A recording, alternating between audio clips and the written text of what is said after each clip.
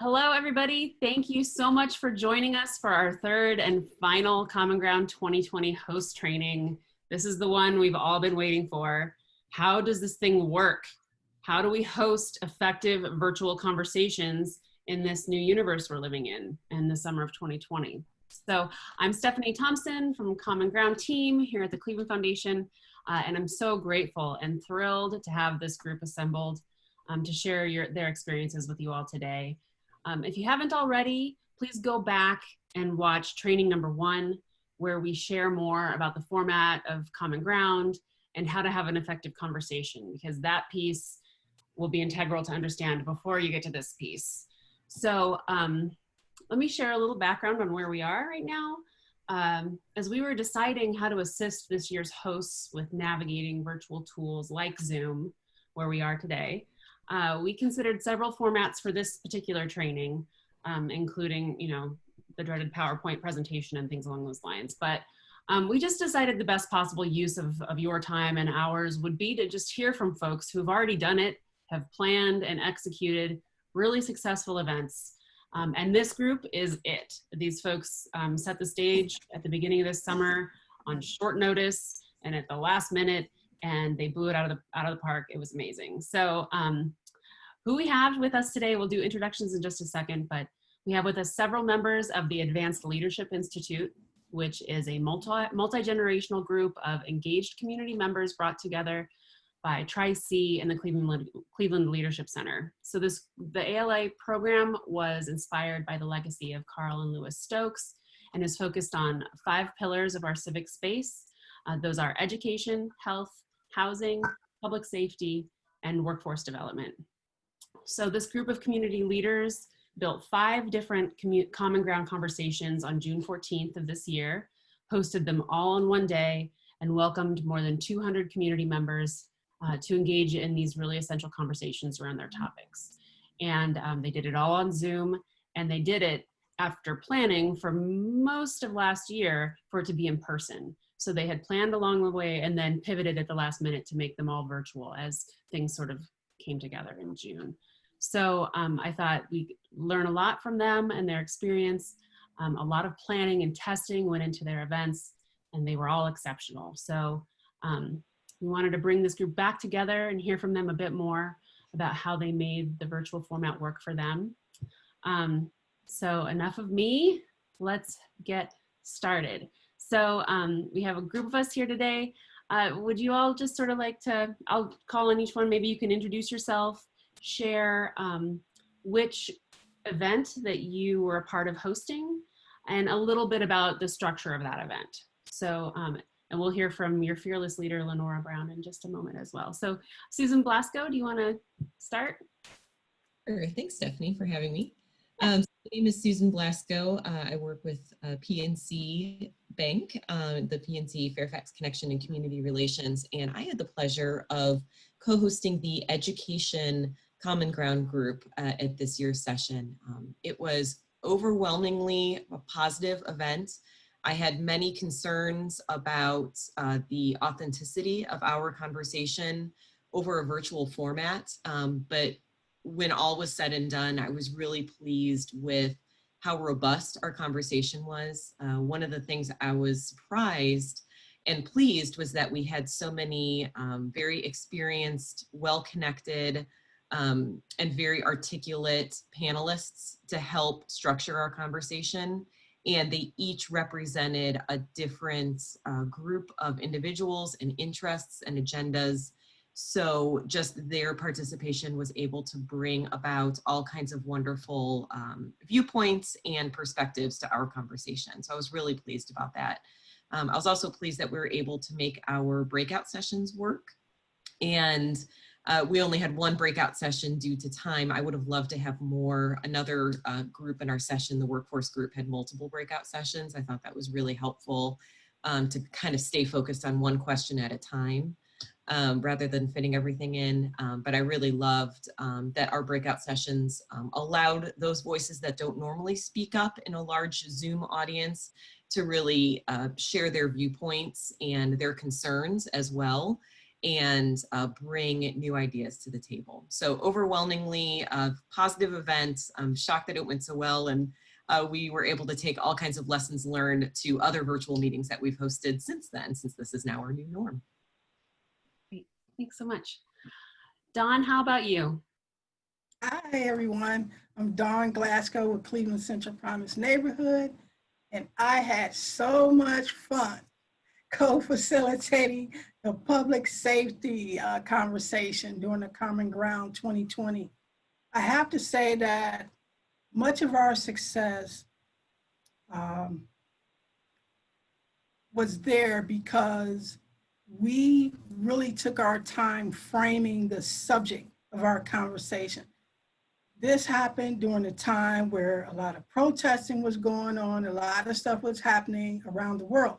So we wanted to make sure that we had a conversation that was enlightening, that was informative, that felt inclusive, and that also felt like something that people could take with them to do more within their various communities and throughout the city of Cleveland, throughout the world. So framing the subject matter was very important, ensuring that each one of our team members had a role that they could play in which they felt really good about, paying attention to the chat box to ensure that we were listening to the feedback and paying attention to the questions that came from the audience.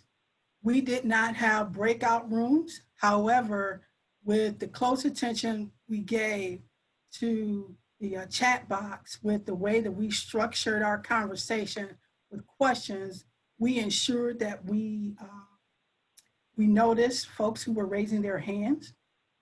And we also framed our questions in a way that we felt were authentic, that we felt were very personable, questions that really sought to touch the hearts and minds of individuals, especially given that we are on Zoom, we were on Zoom, and we were not in person with one another.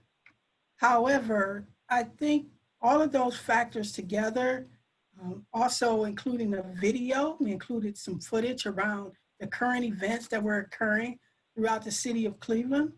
We included that footage. We also included a part from Mark Silverberg, who is running a event called, has something to do with Cleveland, you gotta forgive me, but it's something to do with Clevelanders allowing themselves to tell their story about what is happening in their various neighborhoods, various projects, initiatives that they're working on in order to make Cleveland a better place. So we included his conversation. We also included information from our guest speakers. So one of our guest speakers talked about de-escalation. So having those guest speakers framing the conversation in a way that was enlightening and inclusive, paying attention to the questions from the audience, and just working together as a team with the visual footage that we had from the video really added a lot of livelihood to our discussion. So I think those factors really made a difference. Thanks, Dawn. And how long was your event? About an hour and a half. 90 minutes, okay. About an hour and a half. That sort of, was that consistent across all the events, was about 90 minutes? Mm-hmm. Yeah, okay. Thanks, Dawn. Okay, Susan Porter, how about you? Hey, thanks for having me. I'm Susan Porter with Digital C. I hosted the group on health and access to health. And it was really timely, you know, because so much of what we talked about was how to access health in these days, especially with Zoom and with telemedicine and video medicine. It became very apparent that without the internet, you were not going to be able to get the treatments that most people were getting. We broke into 3 different subgroups and breakout rooms with different topics. And then afterwards, we came together as a big group and had discussion. And we actually had Dawn as a guest on our group too, which was great. Thanks again, Dawn. And it all together, it went really well. Yeah, I enjoyed it. You're so welcome, Susan. Thanks for having me. That was very, I mean, your conversation was very informative. As you mentioned, it was very timely. You mentioned how patients and healthcare providers are utilizing telehealth, need for it, the need for technology, the need for internet access, and it was just a great conversation around the needs of patients and residents in the health and medical field. And how to find the help that people need in today's world, especially with depression and isolation that affects so many people during these days. Mm-hmm. Thanks, Susan. You're Okay. welcome. Adam Snyder, thanks for joining us. No problem. Thanks for having me. My name's Adam Snyder. Work at Magnet, and I was part of the team that put on the workforce development common ground session. We had, as our group got together and talked about what we wanted to cover, we had so many things that we felt like were a piece of the puzzle to getting people into great jobs and connected with jobs that are important to them and give them a vital role. So we actually created a structure that would allow someone to walk through, a guest in our discussion to walk through a bunch of different pieces of that conversation. So we called our session Choose Your Own Adventure. And as you mentioned, we were picturing an in-person meeting where we could all get together, say hello and meet, and then you could actually go to different parts of the room or different rooms in the venue and have smaller group discussions. So in a virtual setting, we decided to try and replicate that. So the structure of our meeting was a little unique in that everyone came into the main Zoom room.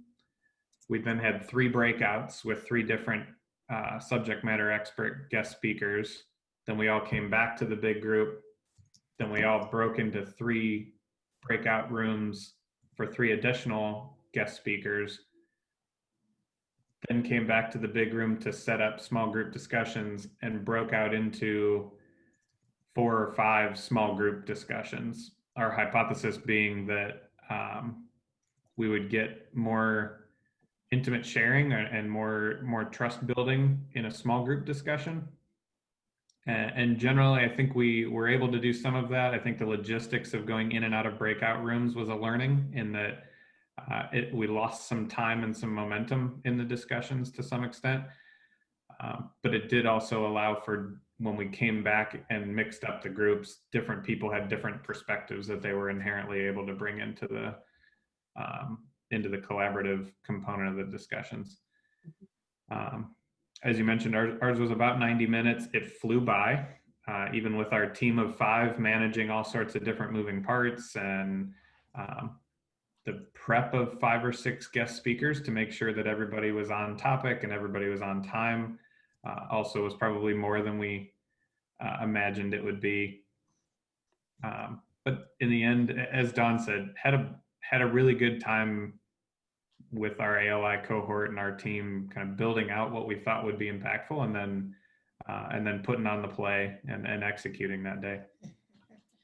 And this group is kind of unique too. Thank you for bringing that up, because each of your groups were about 4 or 5 people. Is that correct? So you had sort of a team working on the event. Mm-hmm. Yeah.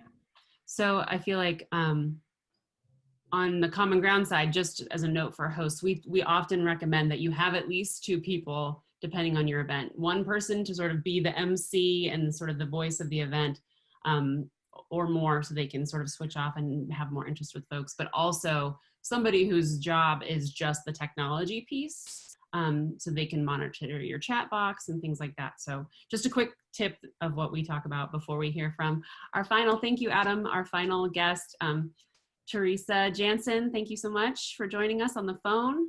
You mind sharing a little bit about your event? Yeah, happy to be here. Thanks so much for having me. My day job, I work for Cleveland Clinic, but related to the event, I was a part of the team that put on the housing conversation. And I would say going into it, we were a little leery about the time slot. So we had the last time slot of the day, which I believe was 5 to 6 p.m. And we just thought on a Sunday evening, you know, everyone having, you know, probably been conducting a lot of their work over virtual platforms, thought there would just be burnout and not a lot of interest for the time of day. So because of that, we decided to just do a straightforward group conversation. So no breakouts in case we had low attendance and not really a lot of members to put into breakout conversations. And I think it worked well. Lenora, correct me if I'm wrong, but I think we had around 35 that ended up joining, which we were pleasantly surprised. I would say a surprise factor there was, you know, at least my personal assumption, and it would be a lot of friends and family of the team members that were putting the event on, but we had a lot of people who were just interested in the topic and joined, who were complete strangers coming in and were really comfortable participating fully in the conversation and contributing, which was great. Trying to think what else. I can hold some of the feedback. So I think you're going to do a second round of questions around, you know, what we thought went well and what was kind of our key things in planning. So I can stop there if we'd like to move on to that. Okay. Yeah, thanks. No, so I guess that's a perfect segue, because I guess it seemed each of you had a different time slot throughout the day. Each of you had a different structure. But Teresa brings up a great point that, you know, she had sort of this perception of what it might be like, and then it sort of surprised her. So I'd love if each of you might share what was sort of that surprise for you. What did you think it was going to be, and then it sort of turned on its head and it was different. So anybody have something awesome that you learned from here that you wanted to share? This is Teresa. I'll just kind of expand on that. So because we projected we might have low attendance and thus maybe kind of a hard time really keeping the conversation going, one thing that did surprise us is that it wasn't that at all. You know, a lot of times as moderator, I kind of had to find a good spot to move us along and allow for others to talk. But you know, going into it, to segue maybe into the other question too, as part of planning, is we had prepared for each of our group members to kind of be implants for the conversation, to have some talking points around each of our areas of expertise. So if the conversation did come to a lull, you know, we would be kind of posed there to kind of hopefully keep it moving along. And you said that you had you didn't do any breakouts. So when you used the tool, did you have it in gallery view so everybody could see each other? Yes. And you used a meeting, not a webinar, is that correct? Yes, we did a meeting. We did have some slides, but very few, and they were kind of minimal. Okay. So we kind of just tried to keep the focus on the participants. Interesting. Okay. Any other surprises? Well, I have to say that people stayed to the very last minute. We took up the full 90 minutes, and we actually had a choice, right? To go all the way to 90 minutes, but people to the very end. And also the conversation, being around public safety, was so much going on at that time. Mm-hmm. Although we put a lot of work into framing the conversation so that we would have a positive vibe, surprisingly, that's exactly what we got. A very positive conversation. We wanted to avoid going into the dark spaces and staying there. And we did exactly that. We did not go into those dark spaces and stay there. We talked about community. We talked about our contribution to the community as individuals. How can we ensure that we protect and serve in a way that we build bonds, that we build trust, that we make our communities vibrant spaces, and that we create opportunities to continue work such as what we were talking about in our conversation. And I mean, it just turned out to be a beautiful, exciting event. And we were just so happy about it. That's so great. And that's something, honestly, you know, we have a whole other training about sort of conversation facilitation and best practices around, you know, guiding and framing your conversation. But we really find in Common Ground events across the board that people who self-select into attending a Common Ground conversation are going to come into it with that attitude. They're going to come into it with the idea that they are open to reaching common ground and listening and connecting to others. And So I'm really glad that that's the experience you had with your group, Dawn. Any other surprises? Yeah, Susan Porter. What I was surprised about is how smoothly the technology actually did work. And I was, you know, some of the members of our team maybe weren't as technology savvy as others. And my fear was that there was going to be a glitch, or they maybe would feel that they were alone in this when they went into the breakout room. But it didn't happen. That with support, people know that they, you know, if you let people know that they have the support with the Zoom technology, if they're not real comfortable with it, it goes smoothly and your audience doesn't even know, you know, if they were, you know, a little bit afraid. That's great. That's what we want to hear. See, folks, don't be afraid of the Zoom. I know we've all been, a lot of folks have been on Zoom constantly since this started, but some people haven't. Right. You know, a lot of people have not had a single moment of Zoom, and I would like their life, but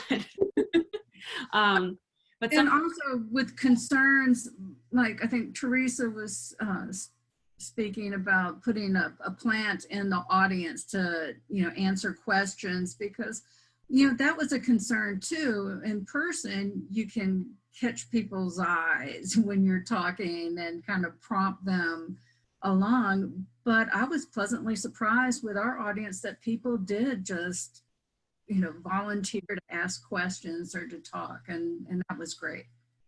How much prep did you do, Susan, following up on that, to make people comfortable with, especially on your team, comfortable with the tool? I think knowing your subject that you're talking about, and that if you look confident, you put on that air of being confident about what you're talking about, then it doesn't matter if you're on Zoom or if you're in person. And it's all about confidence in what you're talking about. Great, thanks. So a couple of you mentioned this earlier, sort of outside of the technology aspect, how did, and kind of following up on my question to Susan just now, how did working with your team and planning for the technology work for your event? You know, what did you have to do in order to prep for this space? So I'll share a little bit about our group. And I look at Lenora, because Lenora probably spent hours and hours on calls with us as we planned. But our pre-production aspect was really important. I think really had a direct connection to the success of our event, because we were planning down to an agenda of who had the mic, proverbially as speaking, at each time, who would be handing it off, what our cues were. We were scripted as far as making sure we were saying what we needed to say in the time allotted. With such a short window to present so much information, you don't want to waste time by going off on a tangent accidentally. So we did a full dress rehearsal, which I think really helped not only make us more confident as we were presenting, but also make sure that we were able to quickly adapt and pivot to any changes in our scheduling. One thing that I thought was really helpful is in our preparation, we did some background research on each of our registered participants. So even though it happened to be midnight the night before our 8:30 presentation, we were Googling and trying to figure out who was where and putting them in the respective breakout rooms to help encourage that diverse conversation. We didn't want it to turn out that a breakout room would be full of executives, you know, kind of those grass top leaders of organizations, and then someone who is not simply, but someone who's a parent or a community member feel like that they don't have buy-in to that conversation. So we tried to make sure the rooms were very diverse. So prep was key, and I'm glad that we took as much time as we did. I'm also glad that Lenora was available to answer 9,000 questions via email, calls, chats, and smoke signals as we sent them to her. Thank you.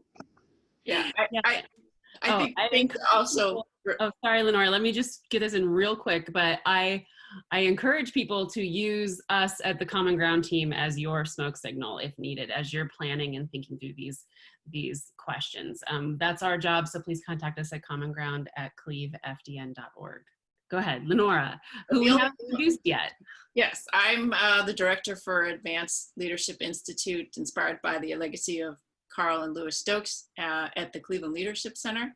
And there's two things I wanted to add. One, to Susan's comment regarding the amazing amount of work that they did. They also had a very large attending set of respondents. So they had, and they chose to create very specific breakout rooms. You do have the option of letting Zoom create your own breakout rooms for you, or not using breakout rooms at all, which I'm sure other people on the call can talk about. So there are ways to manage that.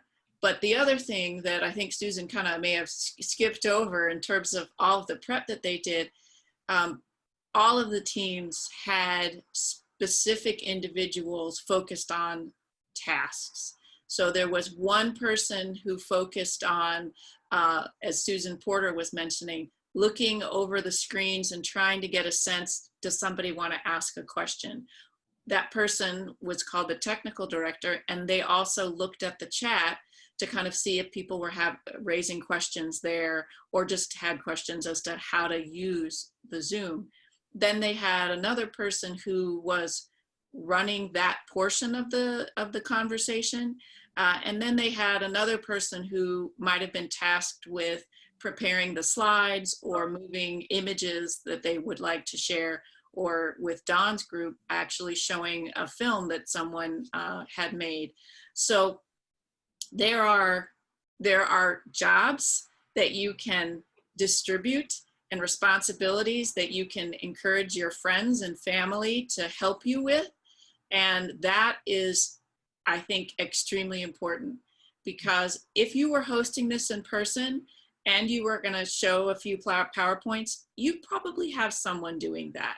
And you would probably have somebody welcoming individuals, and you might have somebody walking around the room with a microphone, or certainly kind of pointing out who's next in the lines for questions. So whatever you can do to think about, what would we do if we did this in person?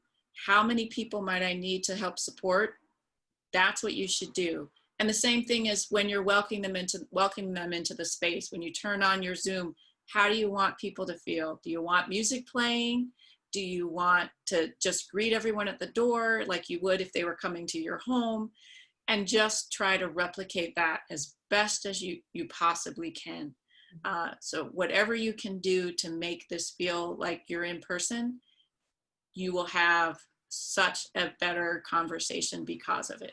And be sure to put your name, as I'm sure they already talked about, at the bottom of your chat. Thanks, Lenora. Yeah, and I think a couple of us might be jumping off as we continue conversation here. So thank you all for your time, for those of you who have a hard stop. But I did want to do just one more sort of reflection for all of you, because I think it's really the amazing thing about the day that this group put together across all 5 events is, as you just shared, each event was very different. Susan Glasco's event, tons of, breakout sessions, or you had one breakout session, but you were looking at other events that had more than one. We had panelists, and then some didn't have panelists, some had multiple panelists. Adam's group had panelists and then breakouts, and then panelists and then breakouts. And I think it shows the opportunity that our Common Ground hosts have to create something really creative and unique based on what you'd like to do. There is this feeling of loss in that we can't be together in person, but the power of technology that we've found is that some folks are, it's easier for folks to get to an event when they can just go in and jump on their laptop or their iPad and jump in. There's no transportation needed. There's just, in that there is things that we lose, there are also opportunities to be gained by using this technology. And I've seen that across this group's experiences and other virtual events that we've seen come together. So your creativity has been really amazing. I would love to hear from each of you sort of what was the most important piece of preparation? I know we've heard a bunch, but what was the one thing that you kind of think back and think, I'm so glad we did that? The most important for us, and we hypothesized at the time that we may be going overboard on prep, but we built out a script with time cues and who's doing what and what needs to happen the whole way through the 90 minutes.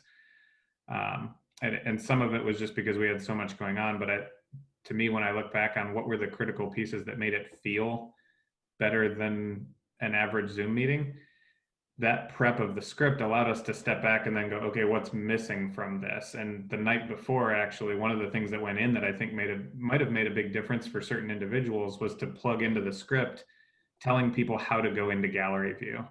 Because if you're in speaker view, because you've never been in Zoom and that's the default, and you're only seeing that one person, that has a very different feel to it than if you have figured out how to see 35 people or 45 people on the same screen. And there's different levels of that Zoom literacy, if that's probably a term now, but just giving people 2 sentences of instruction of, hey, up in your right, that button that says gallery view that looks like a touch tone phone, hit that and you'll be able to see everyone, because I think that gives a different feel to a Zoom meeting. Definitely.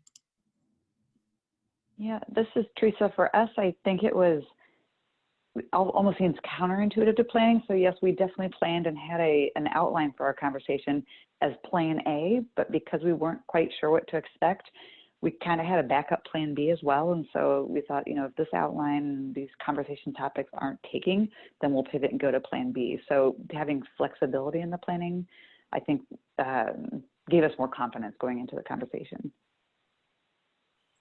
Thanks, Teresa. I'll share essential preps.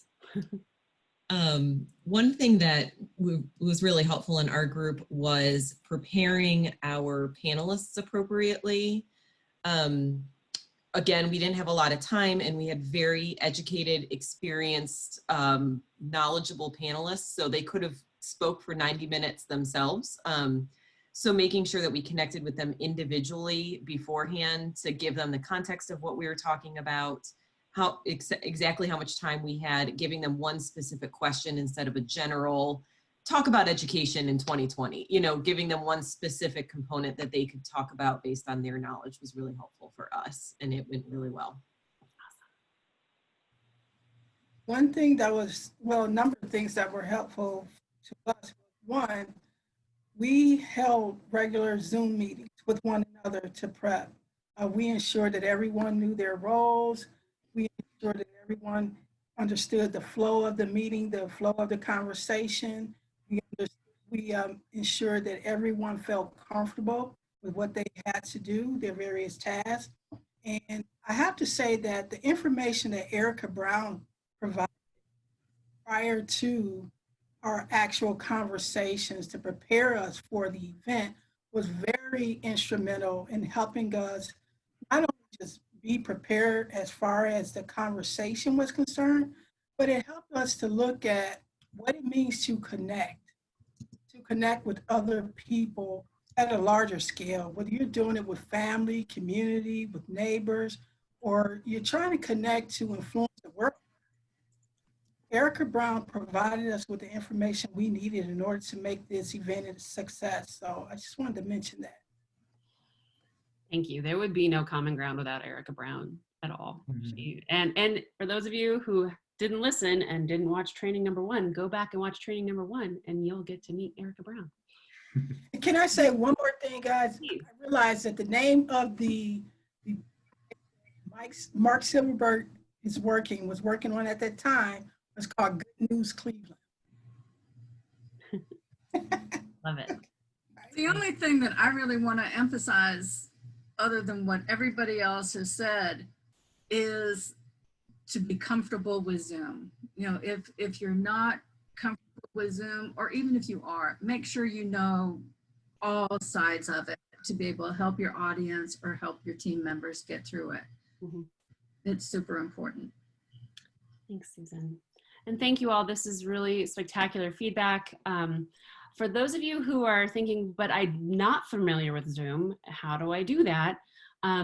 We at the foundation will be making available some office hours where you can come together with me or one of our other Common Ground team members to sort of walk through the tool, and we can answer some of those questions about basic Zoom management and how to create your breakout rooms and things along those lines. I also want to stress that this is about Zoom, but you can use any other video conferencing tool that you feel more comfortable with. So you don't necessarily have to use Zoom, and I think a lot of these things that our group here shared today can be applied across WebEx or BlueJeans or whatever program you're using. So I'd just like to thank this group again of leaders and for what you put together on June 14th. It was really a great experience, and I so appreciate you sharing your learnings here with us today. Thank you. You're welcome. Thank you for having us. Absolutely. Yes. So to wrap up, I would just like to say again, there will be office hours available. You can also see upcoming Common Ground virtual events through October 4th at clevelandfoundation.org/Common Ground. View our other trainings, and thanks so much for being a part of Common Ground 2020.